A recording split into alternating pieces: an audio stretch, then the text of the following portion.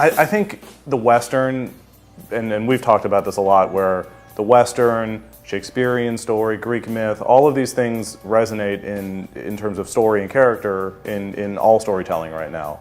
And everything is based on those classic archetypal good guy, bad guys, hero's journey, all of these classic characters we've seen throughout literature, film, whatever it is. And I think with the Western and with Earp, we're taking beloved characters, beloved classic archetypes. They're often revenge stories, but revenge stories work over and over and over again. Look at Taken, look at Commando. And so if it's not broke, don't try to fix it. And it seems that a lot of movies that come out, there's a focus on some orgy of CGI on the screen and people aren't connecting. In a way, Earp is modern, but it's a throwback, as a comic and as potentially as a film, because there's a focus on character.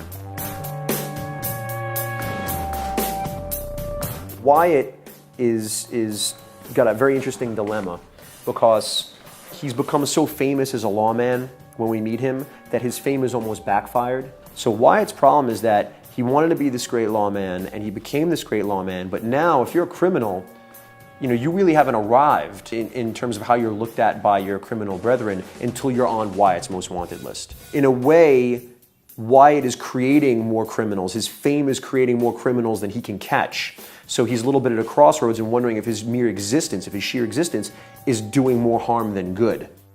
Jesse's our modern day Robin Hood. Yeah, Jesse's our Robin Hood. He's our celebrity outlaw who the masses love.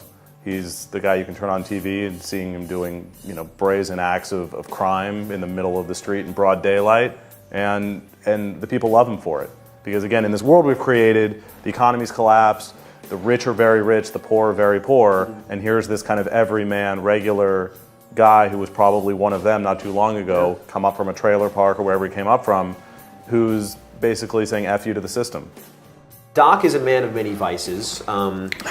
Something we know nothing about. He eats steak, he drinks, he snorts, he has a lot of sex with a lot of different women. Likes to fight. You can't really talk about Doc unless you talk about the Doc-Wyatt relationship, because they're almost two sides to one coin.